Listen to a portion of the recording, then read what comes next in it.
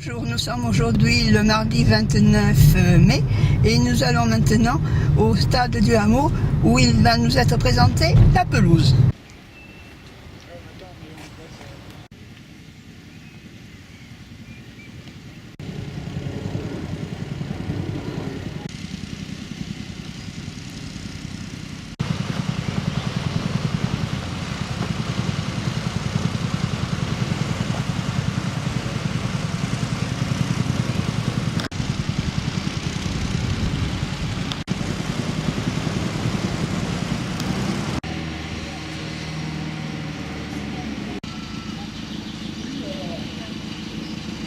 Ici nous sommes accueillis et maintenant on va commencer la présentation.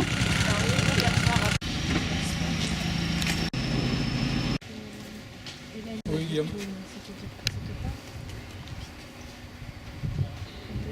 Oui, oui. Adieu. Au Serra ce week-end? Non, on n'était pas. Voilà, c'était les panneaux qui étaient... Pour ceux qui ont été au Serra, c'était les panneaux que nous avions exposés. Je ne sais pas si c'est très lisible, mais bon, on va essayer d'en parler. C'est toujours agréable. Même si on n'est pas nombreux, c'est toujours agréable d'avoir quand même malgré tout des relais.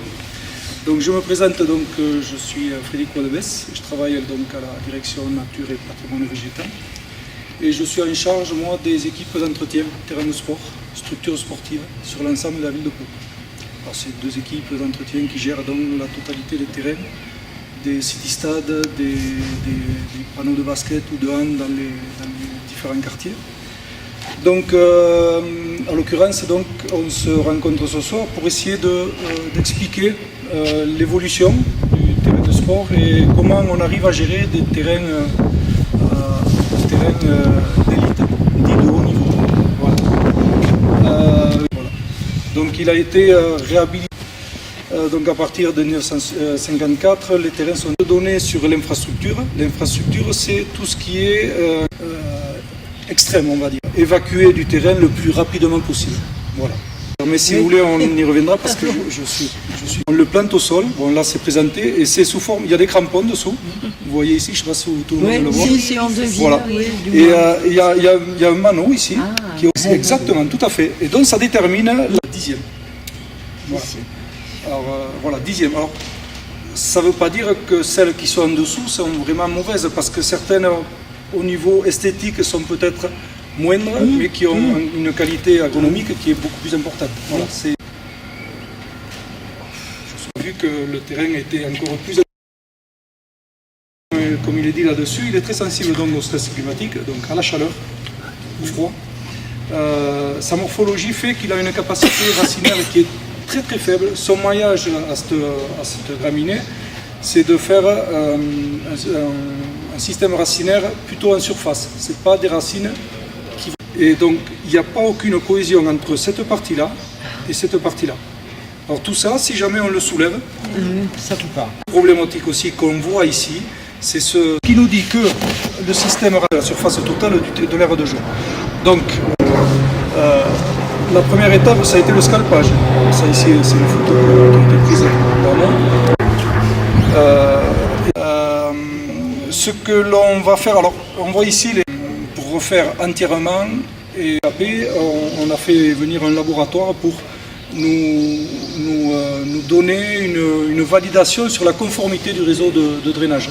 Donc il y a eu des gros trous qui ont été faits sur l'aire de jeu. Et il s'avère que le laboratoire a relevé quelques non-conformités du réseau. Alors, on a pris le parti et la décision a été prise, c'est que quitte à décaper le terrain, quitte à faire ces travaux, on refait et on remet aux normes tout le réseau de drainage. Ça fait à peu près 25, à l'intérieur c'est carrément vide. Et on va extraire la terre, ça rentre dans le sol et avec la vitesse de retrait, ça éjecte une carotte. Le principe donc du carottage, c'est, on le voit ici. Voilà. Le flux d'air d'eau, favoriser les échanges gazeux, favoriser le positionnement des éléments nutritifs au plus près des racines, bien sûr que ça peut. Et ça incorpore directement le sable dans les fentes. Ce principe de fente, c'est pour ça que j'ai mis cette photo-là. C'est notre drain notre drain qui se trouve sur le terrain, c'est de recouper le drain pour acheminer l'eau le plus rapidement vers le bas. Donc ça passe par la fente de suintement, ça arrive dans le réseau et c'est évacué. Il y a eu voilà. Alors ça oui, ça prend de l'énergie. On a eu bâché, je pense, une trentaine de fois, ce qui est énorme. Une trentaine de fois où les collègues sont venus. Après, au soir, il y avait match de foot. C'est que quand il fait froid, ça va. Mais on mettait en place, des systèmes où on aérait, on les répartissait et on faisait passer toujours un flux d'air en continu pour que, bien sûr, il n'y ait pas de développement de maladies, que le gazon, s'il restait un jour, 2 jours, ça le protéger au maximum. Vraiment le terme qui convient. Donc ça, c'est en mettant les bonhommes, les collègues, ça peut évacuer l'eau sur les côtés. Et après, donc, on est ici, là ils ont fini, donc ils remettent en place, majoritairement sable, où on vient tufter, on vient coudre, implanter des fibres synthétiques. Voilà, c'est une machine qui vient une fois que le terrain est prêt à recevoir, a été aménagé pour pouvoir recevoir les fibres. C'est pas des rouleaux qu'on est. Non, c'est une grosse machine qui vient vraiment tufter les fibres dans le terrain. Je crois que c'est tous les 2 cm. Voilà. Et ça va à peu près entre 18 et 20 cm de profondeur. Alors le principe de cette mise en place, c'est de pouvoir assurer à la racine de pouvoir descendre et cheminer le long de la fibre synthétique. Exactement, c'est un guide. Oui, un tuteur. Et aussi, ça permet aussi à l'eau de cheminer beaucoup plus rapidement. Donc bien sûr que c'est les procédés qui ont fait leurs preuves. Mais derrière, c'est une gestion totalement différente. Et un coût qui est totalement différent. Et ça doit avec être un rendu parfait, parce qu'on le voit. C'est l'exemple de Clermont où la tenue de pelouse elle est parfaite. Toutes les caractéristiques d'une pelouse de haut niveau répondent totalement aux exigences. Et on joue dessus l'hiver. Allez, nous allons voir le terrain. Les joueurs sont amenés à... C'est synthétique. C'est un gazon synthétique. Avec un remplissage... Parce que la ligne de jeu, elle est là. La ligne de touche, ce que je vous disais avec la peinture. Oui, d'accord. Ici, la ligne, on le revoit. Exactement. Parce que... On peut voir ici, avec le réseau d'arrosage, système de drainage, donc avec les cailloux. Ici, on a... Vous voyez ici, là, une couche drainante. Voilà, la couche drainante. On voit des strates. Oui. Voilà, ça c'est la couche de main. C'est du caillou de fente de suintement. On va aller le voir plus loin. Donc, les fentes de suintement, elles recoupent le réseau de drainage. Et après, c'est collecté. Du bleu, alors, le jaune de la terre viennent fermer les trous. Et l'eau descend plus facilement et c'est récupéré dans le collecteur ici. Voilà. Et pour pas avoir de foisonnement, vous mettez... Alors ça, c'est notre futur réseau qui recoupe le réseau de drainage. Voilà. Et ça, le fait d'avoir décapé, ça remet... Et donc vous allez maintenant... Ça va régénérer ces fentes de suintement. On refait le réseau de drainage profond. Ah, ça. Voilà. Ça, c'est le drainage de surface. Un mètre ici. Les réclairs, c'est de surface de suintement. On a resserré les fentes de suintement de l'autre côté là. Ça n'a pas changé. Le sud. Vous êtes déjà venu sur le terrain? Sur le terrain. Je suis très content qu'il disparaisse. C'est presque... C'est l'ancien réseau de drainage. On le voit, maintenant on le voyait peut-être mieux. Tout ce qui est réseau d'arrosage, c'est l'arrosage. Qui traverse tout ce qui sort, qui s'arrête dans les futurs arroseurs. Oui, je crois qu'il y en a 40. Je vais me reporter du terrain de la tribune. Il y aura un arroseur.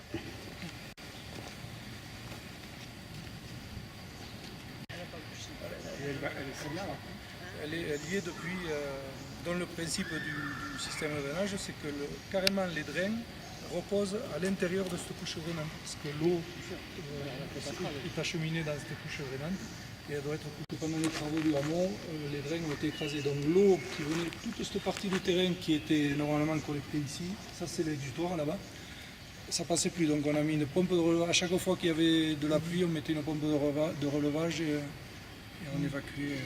Ça c'est une couche de souplesse, plus de tapis, plus le remplissage. C'est des obligations et après il est testé avec les rebonds, avec un système il faut tout enlever, tout refaire. Mais entre la lumière, le piétinement et compagnie, il y a très peu de fibres qui restent en surface. Elles restent dans le sol. Ils ont aussi un train d'entraînement et c'est donc un hybride exactement comme le Stade de France. Ils ne mettent que les pros dessus, que l'équipe de France. Et le coach a décidé de décaper, mais on décape vraiment qu'en surface là. On n'enlève que la partie aérienne et on refait un semi derrière. Voilà. Donc la partie. C'est pas un terrain neuf,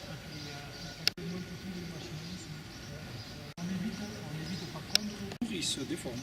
Et donc mais vous faites rien dessus. Tant qu'il est à l'intérieur. Ah oui. Ça c'est l'ancienne ligne de. Oui, parce que le rugby non, ça est c'est plus du foot parce qu'on voit ici le corner. Ah bon. Ah. Parce que j'étais usé et puis on avait toujours des réflexions en disant c'est trop vert, c'est trop ci, c'est trop là. Donc vous allez avoir peut-être des sanctions. Il y avait toujours une certaine. Il y avait cette boulée de passer régulièrement sur le derrière. Il faut être performant. Il n'y a plus d'utilité. Mais j'avais demandé à ce que chaque bout de drain, on puisse avoir une trappe de visite. Oui. Voilà. Plus, mais voilà, il faut donner. Voilà. Merci à vous. Merci. Au revoir.